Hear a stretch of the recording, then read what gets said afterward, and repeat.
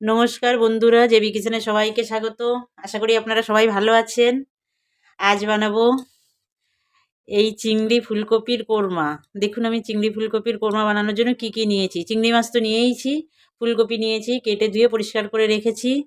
আর টক দই নিয়েছি 2 চামচ, ঘি নিয়েছি 1 চামচ, 1 চামচ পোস্ত, কাজু কিশমিশ নিয়েছি, একটু কসুরি মেথি নিয়েছি, আর ধনে জিরের গুঁড়ো নিয়েছি হাফ চামচ করে 1 চামচ, লবণ, হলুদ, একটু চিনি নিয়েছি, পেঁয়াজ কুচি, গোটা জিরে, আদা বাটা, রসুন বাটা আর সর্ষের তেল। তাহলে দেখুন আমি কিভাবে বানাই।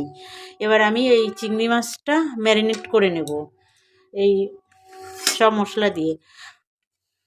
আদা বাটা দেব হাফ চামচ, রসুন বাটা দেব,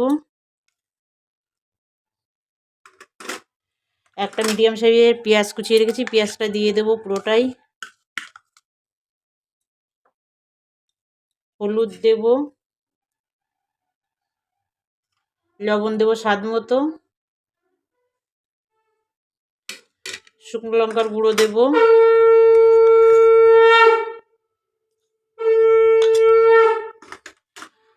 আর দেব 2 চামচ সর্ষের তেল,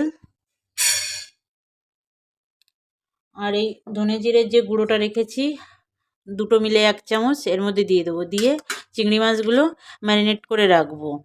আর এইটা 10 মিনিট রাখবো মেখে। আর তার মধ্যে আমি এই পোস্ত আর কাজু বাদাম আর দইটা দিয়ে আমি মিক্সিতে বেটে নেব। দেখুন চিংড়ি মাছটা আমি মেখে নিয়েছি, রেখে দেবো 10 মিনিট। এবার আমি মশলাগুলো বেটে নেব। কড়াই গরম করে আমি প্রথমে এই কসুরি মেথিটা ড্রাই রোস্ট করে নেব, একদম আস্তে করে, একদম লো আছে, এটা একটুখানি ড্রাই রোস্ট করে নিতে হবে। হয়ে গেছে, এবার আমি নামিয়ে নেব। তেল গরম করে নিয়েছি, এবার ফুলকপিটা ভেজে নেব।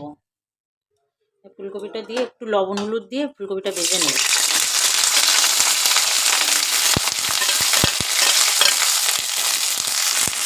ফুলকপিটা ভাজা হয়ে গেছে, ফুলকপিটা তুলে নেব। এই কড়াইতে আর 1 চামচ তেল দিয়ে দেব,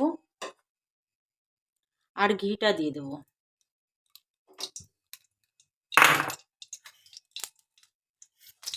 এই যে ঘিটা দিয়ে দেব। এবার দেব একটু জিরে, গোটা জিরে দেব একটু ফোড়নে। এবার মেখে রাখা চিংড়ি মাছটা দিয়ে দেবো।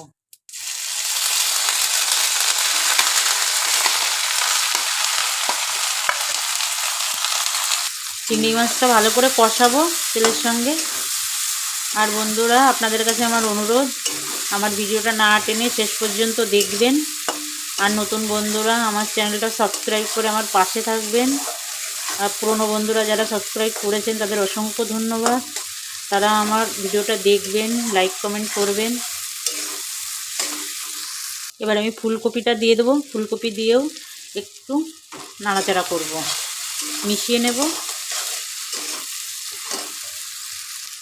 এবার আমি দিয়ে দেবো এই যে কাজু আর যে পোস্ত আর টক দই একসঙ্গে বেটে রেখেছিলাম সেটা আমি দিয়ে দেবো। দিয়ে ভালো করে কষাবো। এই সময় আমি এই কিশমিশ কটাও দিয়ে দেবো,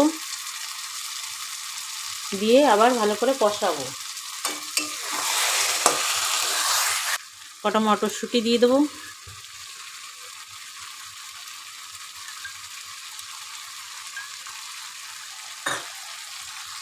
দেখুন পুরো তেল ছেড়ে দিয়েছে, আমি 1 বাটি জল দিয়ে দেবো।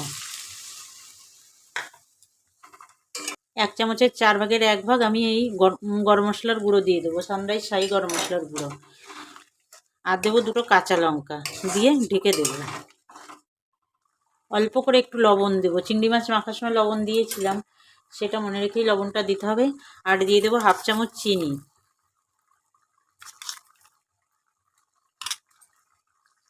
দেখে নি বন্ধুরা কি অবস্থায় আছে রান্নাটা।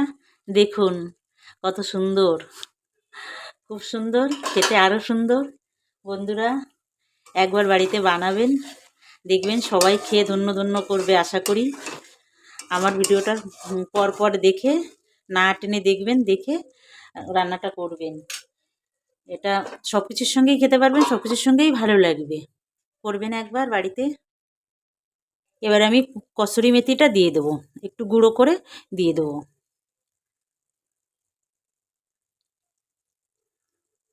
দিয়ে আবার ঢাকা দিয়ে রাখবো 2 মিনিট। 2 মিনিট হয়ে গেছে, এবার নামিয়ে নেব। দেখুন হয়ে গেছে, একদম পুরো তেল ছেড়ে দিয়েছে। এবার নামিয়ে নেব। তৈরি হয়ে গেছে বন্ধুরা, দেখুন আমার চিংড়ি ফুলকপির কোরমা। দেখুন কত ভালো লাগছে, খেতেও খুব টেস্টি হয়। আপনারা বানাবেন বাড়িতে, ভালো লাগবে। আর বন্ধুরা আমার ভিডিওটা দেখে লাইক কমেন্ট করবেন, আর যারা এখনও পর্যন্ত সাবস্ক্রাইব করেননি তারা সাবস্ক্রাইব করে আমার পাশে থাকবেন। এবার শেষ করব।